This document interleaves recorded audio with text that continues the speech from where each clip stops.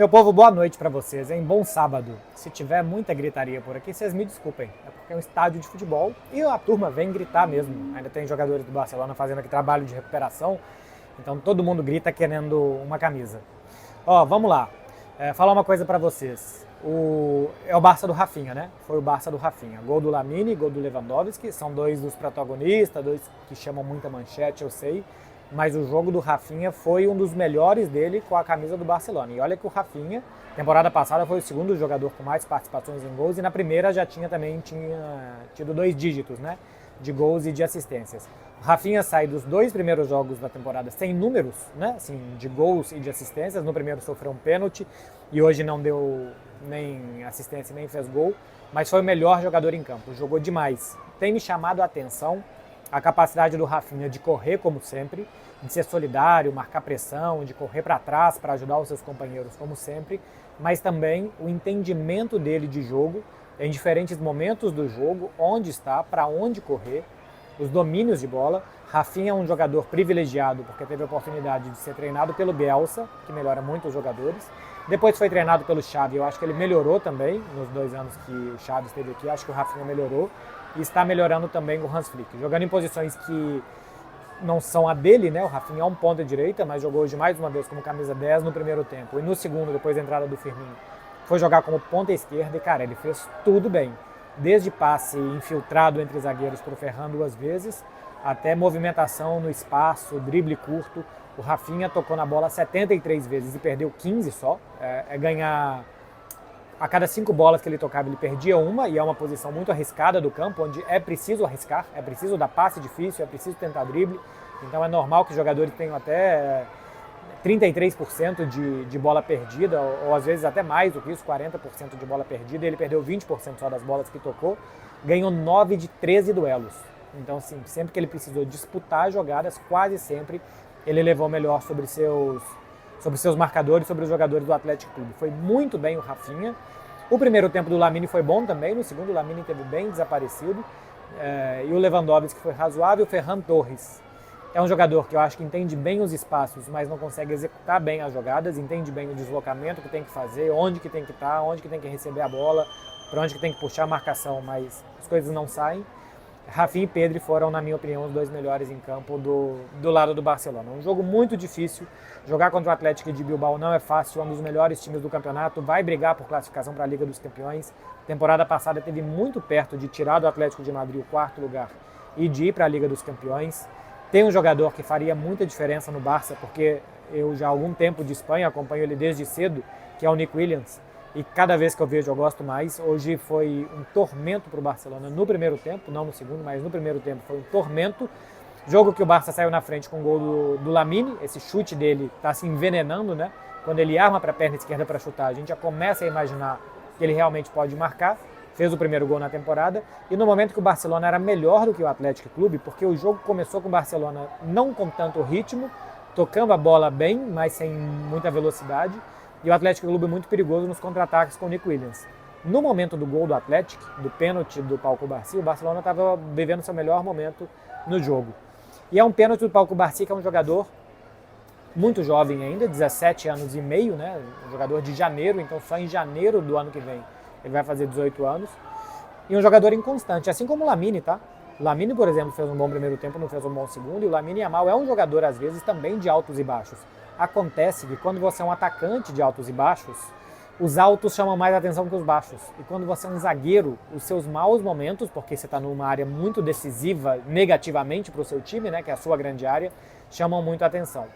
O pênalti, eu acho, assim, dá para ver que tem um toque, eu acho que é mais um pênalti com a perna do que com o pé. Ele dá o bote com o pé, em uma jogada que acho que o Alejandro Baldé, esse eu não gostei, já não tinha gostado em Valência, e hoje o segundo tempo um pouco melhor atacando, mas o Baldé não me passa ainda confiança. Depois da lesão tá voltando ainda aos poucos e tal, vamos ver. Mas que o Pau Cubarsí já chega na jogada tentando travar, e acho que depois que ele disputa a bola com o pé, a perna dele entra por cima da perna do jogador do Atlético Clube, e é um pênalti marcável.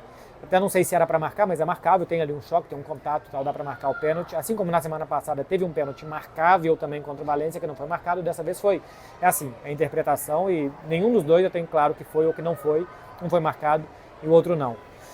Depois o Barcelona viveu alguns maus momentos ainda, assim, de final de primeiro tempo e início do segundo, aí depois no segundo tempo dominou bem. Contra o Valência finalizou 6 vezes contra o Barça, no total, no jogo. Só 2 no segundo tempo, 4 no primeiro, 2 no segundo. O Atlético Clube finalizou 9 vezes contra o Barça, 3 no segundo tempo, 6 no primeiro. O Barcelona conseguiu nas 2 primeiras rodadas do campeonato que os seus rivais, no segundo tempo, quando eles precisavam do resultado, eles não conseguissem pressionar o Barça. Isso eu já acho que é mérito do Hans Flick. O time fisicamente parece melhor, competindo melhor, com mais mentalidade também de não se jogar para trás. O time normalmente quando ele se afunda lá atrás é porque ele está com medo, e esse Barcelona não parece ter medo. Contra o Valência o jogo terminou com a sensação de que o Barça faria o terceiro e não que o Valência empataria. Hoje não terminou com tanta essa sensação assim de que o Barça faria mais um gol, mas também não que o Barça estava nas cordas pelo Atlético Clube de Bilbao. Tem que melhorar a defesa, acho que com muito pouco o Nico Williams conseguiu levar muito perigo à defesa do Barcelona, acho que não se defendeu bem, especialmente no primeiro tempo, mas isso de não ter sido pressionado no segundo em nenhum dos 2 jogos, eu acho muito positivo do lado do Barcelona. Marcou o Lewandowski 3 gols em 2 jogos do campeonato, está sendo decisivo, é o que se espera dele. O normal é que com o Hans Flick no comando, o time ataque mais, que o Leva participe mais dos jogos, que ele seja mais nutrido, que ele seja mais municiado pelos seus companheiros, isso está acontecendo.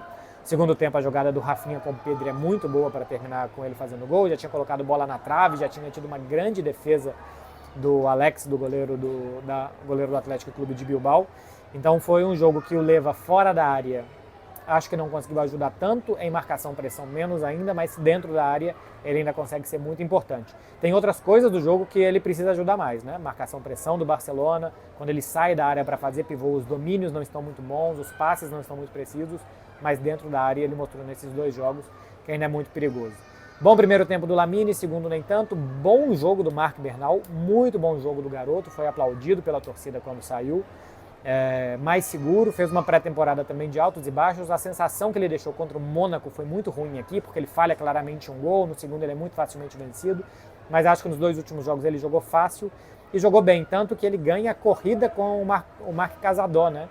Tinham jogado o Bernal e o Marc Casadó a pré-temporada, hoje quando volta o Pedri para jogar como volante, como um meio-campista mais perto da base de formação das jogadas, joga o Marc Bernal e não joga o Casadó, embora seja 3 anos mais novo. É um jogador também menor de idade, de 17 anos. O Marc Casadó, que ficou na reserva hoje, já tem, entre aspas, já tem porque é um garoto também, 20 anos de idade. Pelo físico, pelo tamanhão que tem, é mais normal que ele seja um volantão, o Marc Bernal, embora não tenha sido formado assim na base do Barça, para jogar por ali. Bom jogo do Inigo, não tão bom jogo assim do Pau Cubarsí. O Baldé eu não gostei, acho que é um jogador que no segundo tempo acho que ele atacou melhor, mas no primeiro ele não atacou bem, ele não defende bem.